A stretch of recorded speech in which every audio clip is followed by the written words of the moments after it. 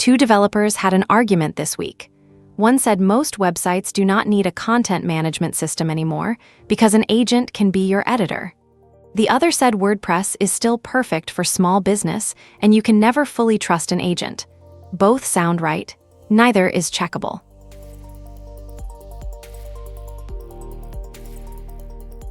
They agreed on exactly one thing, a number.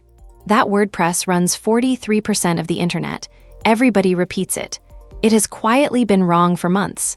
So before picking a side, let us go and look at what actually happened to the web. This is WordPress, measured the same way every month for a year. Last July, it sat at 43.4% of every website on Earth. This July, 41.2, 2.2 points gone. The first sustained decline in 20 years. So who took it? The obvious suspects are the website builders. Wix gained 0.4 points. Shopify, 0.5. Squarespace, 0.1. Webflow gained nothing at all. Add every one of them together and they still cannot pay for what WordPress lost. This is the line that took the rest. From 28.8% to 30.4%. 1.6 points, more than all those builders combined. And it is not a rival product. It is the websites running no content management system at all. Look at the shape of it. Flat for 7 straight months, then it bends and keeps bending. Now the honest part. No detectable system means none the survey could see, so it is not proof of anything agentic. And it is not Astro either. Astro is 0.2%. Fine, drop the database, get a fast website. Except this is how the real web actually performs, the share of sites passing core web vitals. Duda, around 85%. Wix, 80%. Shopify, 79%.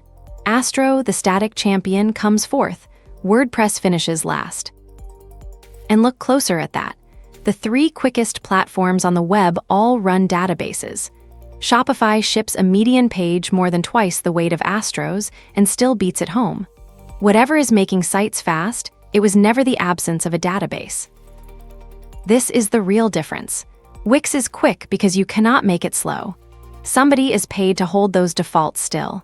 WordPress hands you an empty config and an open directory, and the average site loads 12 plugins into it from 12 strangers.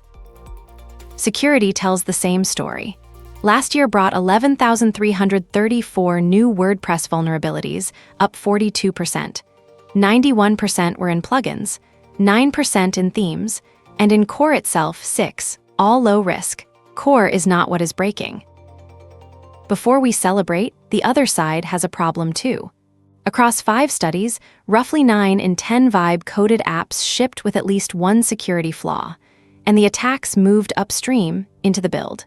Nobody breaks a door down when they can arrive inside the bricks. So here is the fair verdict. A genuinely static site has no server to break into. That part is completely true. But add a login, a form, or a database, and you have quietly rebuilt the server, and you own all the security you thought you had escaped. Meanwhile, everybody is arguing about what renders the page. Look at who is still asking for it. Summaries now sit on 48% of Google searches, and around 60% of searches end with nobody clicking through to anything. Then this. For the first time in the history of the web, automated traffic passed human traffic. 57.5% of page requests are machines. Your reader is quietly becoming a crawler, and a crawler does not care how pleasant your editor is. So was the other developer wrong? Not about the part that was never technical. WordPress is a $596 billion economy with over 50,000 agencies inside it. A small business does not pick a platform. It picks somebody who can fix it on a Tuesday. He is right about trust as well. Old software fails loudly. It stops and it shows you an error. An agent fails quietly. It keeps running, it sounds confident, and it hands you the wrong part. That failure is genuinely harder to catch. And WordPress is moving.